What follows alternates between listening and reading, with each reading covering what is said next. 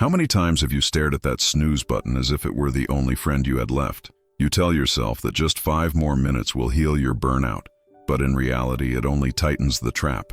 Isn't it exhausting to wake up feeling like you've already lost the day before your feet even touch the floor? You've tried the planners, the hustle apps, and those late-night grinds that only leave you feeling hollow. But here's the truth you haven't realized yet. It's not that you're lazy. It's that you are trying to run a marathon while carrying a backpack full of heavy stones that don't even belong to you. Today, you will meet Thomas. He was a man stripped of his wealth and pride until he discovered a secret weapon.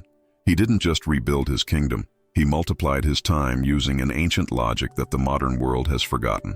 But there is a silent reason why most people, perhaps including you, can never make this math of success work, no matter how early they wake up. I will reveal what this invisible barrier is in a few minutes, and it's likely the reason your soul feels so heavy right now. Stick with me until the end, because the secret we're about to reveal is life's greatest unfair advantage. But to understand how Thomas won, we first have to look at the exact moment his finger hovered over a fatal choice, and the dark cost of what he was actually carrying.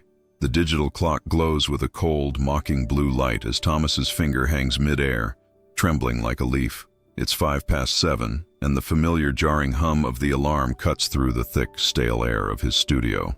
With a heavy sigh, he strikes the snooze button, trading his grandest dreams for just 5 more measly minutes of bliss. But let's be real, that extra sleep isn't rest. It's a white flag of surrender. You know that feeling, don't you? The morning hangover of the defeated, where your eyes are open but your soul is hiding. Every time Thomas drifts back into that shallow slumber, he's not recharging. He's actually racking up a spiritual debt. What he doesn't realize yet is that he isn't just tired from lack of sleep.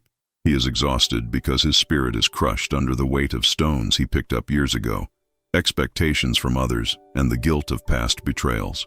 He lies there staring at the peeling paint, feeling like a man who has already lost the war by breakfast. Most folks are just like him, caught in a loop where they're living life backwards. They scramble for coffee and spend the whole day playing catch-up with a reality they've come to loathe. But there is a specific, ancient reason why some people can drop this weight instantly and wake up with the energy of a lion. Thomas is about to learn that it's not about willpower. It's about a cleaning process that happens before the first light hits. But first, he had to face a promise that felt more like a threat. There's a secret kingdom that reveals itself just before the sun dares to peek over the jagged gray horizon. While the rest of the world is busy chasing shadows in their dreams, the true architects of reality are already wide awake. You won't find your destiny in a crowded boardroom. It's waiting for you in the blue silence. Think of 5 a.m. as your personal foundry, a sacred place where you can melt down your old, broken self and forge something unbreakable. For a man like Thomas, who had been kicked around by life, this wasn't just a schedule. It was a massive tactical advantage. It's the only time of day when you can't be reached or distracted by the emergencies and demands of other people. However, there is a catch. You cannot build a new empire if your hands are still bleeding from clutching the jagged stones of past betrayals. Thomas was still nursing his wounds, dwelling on the people who did him dirty and the business he lost to a cheat. He didn't realize that his exhaustion wasn't coming from the early hour, but from the emotional cargo he refused to drop. In a moment, you'll see the exact math that allows a man to live more life than his enemies. But before Thomas could learn that logic, he had to face a final gut-wrenching insult that would either destroy him or finally force him to let go of everything that wasn't his to carry. The air in Thomas's tiny studio is thick with the scent of unwashed dishes and the cold, stale smell of defeat. A single naked light bulb flickers above his head, casting long, jagged shadows across the piles of unpaid bills.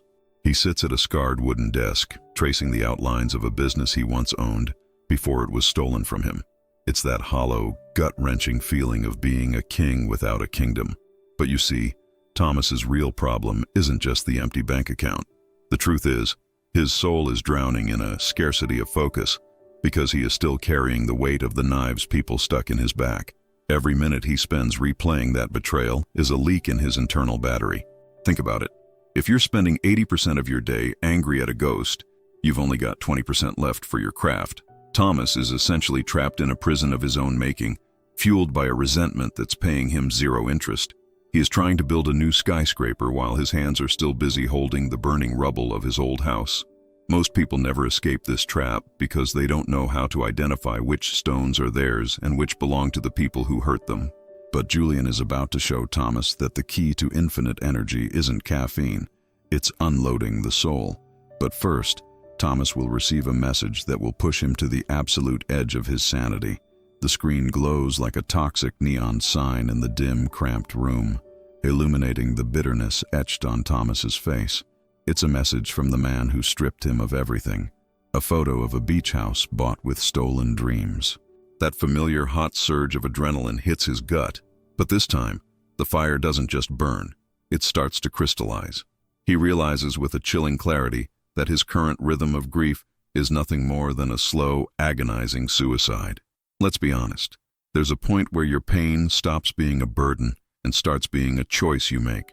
Thomas looks at the mess of his life and finally sees it for what it is, a temple built to honor his own enemies. Every minute he spends ruminating on that photo is a minute he's paying rent to a man who doesn't even remember his name. He was handing his power away on a silver platter, carrying the heavy stones of that man's betrayal as if they were his own responsibility. The math is brutal. Every ounce of spite you hold is a dividend you are paying to the person who hurt you. But Thomas decided right then to stop being a consumer of grief and start being a producer of value. He set his alarm for 5 a.m., not with hope, but with a grim intent to reclaim his stolen destiny. But he still didn't have the map. He was about to go to the docks to meet a man who would tell him something so disturbing about his focus that it would change how he saw every person in his past. What the mentor told him about his stolen heart is the one thing you need to hear if you feel stuck today. The morning fog rolls off the harbor like a thick gray blanket, clinging to the salt-crusted wood of the pier. Thomas shivers in the 5:15 a.m. air, feeling like a walking wreckage. But there, standing at the edge of the world, is Master Julian. He doesn't just look awake. He radiates a terrifyingly sharp clarity, as if he has already lived a full day before breakfast. Julian is a man who built empires not through luck, but through unwavering discipline. He looks at Thomas and says, with a voice like velvet over gravel, "Thomas, they didn't just take your business, they took your focus. You were robbed because you were playing their game on their turf, carrying their expectations while trying to run your own race." Master Julian reveals that if you want to reclaim your throne, you must stop competing with the crowd and start owning the silence. But here is the truth that Julian whispered next, the secret that most hustle gurus never tell you. He told Thomas that no amount of early waking would save him if his heart was still a warehouse for other people's garbage. Thomas was about to learn a mathematical formula that would literally grant him more life than his enemies. But Julian warned him, this math only works for those who have learned how to empty their hands of the stones of the past. In a moment you will see the exact calculation of the ghost quarter and why it's the only way to leave your betrayers in the dust. Julian leans against a rusted mooring post, tapping a silver pen against his palm. "You think success is about working harder," he scoffs, "but it's actually a simple game of temporal arbitrage." He starts scribbling numbers into the air as if he can see the very fabric of time itself. "Listen close," Julian says, "because this is the ghost quarter math. By claiming the 3 hours from 5 a.m. to 8 a.m., you are banking 21 extra hours of focus every single week. Over a year, that stacks up to exactly 1,095 hours of pure, unadulterated productivity. Thomas, I am handing you 45 full days of waking consciousness every year. While the people who betrayed you live a standard 12-month year, you are effectively living 13 and a half. You aren't just getting better, you are literally living more life than the people who tried to break you. But here is the cold truth Thomas almost missed. If you enter these 45 extra days still carrying the stones of resentment and the burdens of others, you won't be building an empire. You'll just be spending more time in your own internal prison. The math is perfect, but it requires a clean slate. In a moment, I will show you the fortress system Thomas used to protect these hours. But first, you need to understand the 3 iron rules of the dawn, and the 1 digital spy that is currently making sure you keep carrying weights that aren't yours. The sun is still hiding as Thomas sits in the blue shadows of his apartment. Julian's first rule hits like ice water. The phone stays off, a silent prisoner in another room. Most folks wake up and immediately hand their brain over to a digital spy that feeds them junk.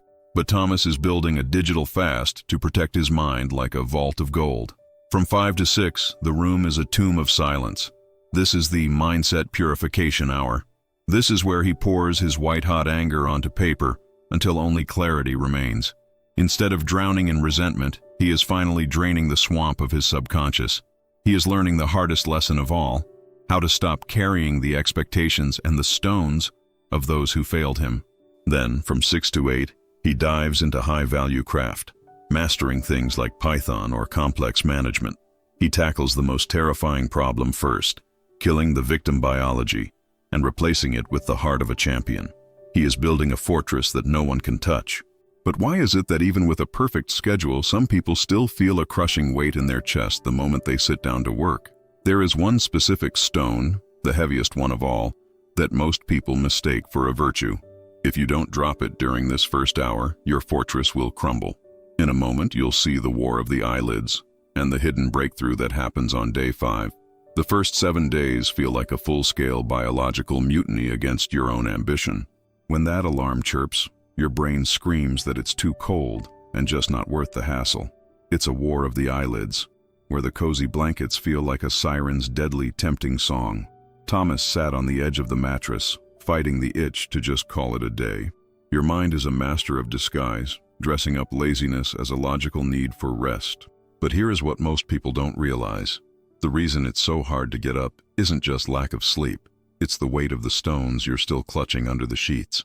It's hard to rise when you're anchored by the pedras of yesterday's regrets and other people's expectations. Then comes day 5, a morning so quiet he can actually hear the rhythm of his heart. As he pours his coffee, he realizes he's the only soul awake in this whole neck of the woods. That betrayed soul finally starts to shed its skin, replaced by the cool confidence of a sovereign man. The silence stops being a lonely void and starts feeling like a weapon in his steady hand. He was no longer just surviving the hour. He was starting to relish this unfair advantage over the world. But there is a hidden trap that many fall into right after this breakthrough, a way that the stones of the past try to sneak back into your fortress. In a moment, you'll see the harvest. The exact moment Thomas's bank account finally caught up with his new spirit. 6 months have slipped by, but for Thomas, they felt like a lifetime of quiet evolution. While his rivals slept, he used his extra quarter of life to master high-stakes digital marketing. He didn't just study the game. He rewrote the rules by speaking the language of pure, undeniable results. Those freezing mornings that once felt like a prison had become the solid foundation of his greatest victory. The payoff didn't just arrive. It surged through his life like a long-overdue tidal wave of prosperity. He recently finalized a deal that tripled his peak earnings, turning his stolen past into a rich future. Standing in his new executive suite, smelling of fresh coffee and expensive cedarwood, he looks at the sprawling skyline and smiles. He knows the math of the dawn never cheats a worker, but the real secret to his wealth wasn't just the hours worked. It was the space he cleared in his soul. Remember the people who betrayed him? They are still trapped in the daylight delusion, fighting for scraps while he enjoys the main course. Thomas won because he realized that carrying the stones of their betrayal was a tax he could no longer afford to pay. He didn't just recover his lost finances. He reclaimed the dignity that no thief could ever touch. But Thomas's journey is only half the story. There is a final, urgent warning he has for you about what happens if you try to wake up at 5 a.m. without first unloading your heart. This is the difference between a master and a man who is simply exhausted. I'm about to show you exactly how to sign your own contract with greatness, and the specific stones you must drop tonight before you even think about setting that alarm. Every single morning when that alarm rings, you're signing a binding contract with your own future destiny. One side of that deal is the snooze button, a pact made with the very people who want you to stay small, tired, and defeated. The other side is the 5 a.m. call to arms, a solemn vow to the master that is still hidden inside of you. Thomas finally realized that every extra minute in bed was just a silent apology to those who stole his pride. The floorboards are biting cold, and the decision you make tomorrow morning defines your entire decade. You can either drift back into a comfortable lie or step into the freezing, sharp truth of your own potential. But let's be honest, many of you have tried this before and failed. You've made the vow, but by day 3, the stones of your past, the opinions of others, the weight of old betrayals, and the guilt of not being enough become too heavy to lift out of bed. There is a rare power in moving while the world is paralyzed by sleep. But you cannot move forward if you are anchored to a version of yourself that still carries everyone else's burdens. We are calling for the ones ready to claim their ghost quarter and build a life that's truly unrecognizable. If you are committing to the 5 now a.m. sacrifice, type day 1 in the comments below to let the universe know the master has returned. However, to make day 1 last until day 90, you need more than just an alarm clock. You need to learn how to put down the stones that are not yours. And that is exactly what I am going to show you how to do right now. Thomas's transformation wasn't a stroke of luck. It was the inevitable result of a sacred daily choice. The snooze button is a contract with your mediocrity, while the 5 a.m. alarm is a pact with your greatness. But as you've seen, Thomas only reclaimed his throne when he stopped carrying the stones of those who betrayed him. Many of the stories you hear here aren't just stories. They reflect the invisible weight you may be carrying every day. If you're tired of holding pain, responsibility, and guilt that were never yours, I created a specialized guide to help you navigate this specific breakthrough. It is called The Weight of Stones That Are Not Yours. This ebook is for those who want to let go, set boundaries, and live with more lightness. But to ensure you truly become the architect of the dawn, like Thomas, I am including 2 essential tools. Bonus 1. Learning to let go. The practical manual to stop ruminating on past betrayals so you can focus 100% on your craft. Bonus 2. When saying no is an act of self-love. The guide to building the digital fast and the fortress of 180 minutes by saying no to the demands of others. You are currently leaving 45 extra days of life on the table every single year you stay asleep, but you cannot rise if you are anchored to the ground. If you're ready to claim your ghost quarter and stop being a spectator of your own defeat, this is your path. The link is in the description and in the pinned comment. Don't let your future self down again. Click the link, drop the stones, and I'll see you at the sunrise.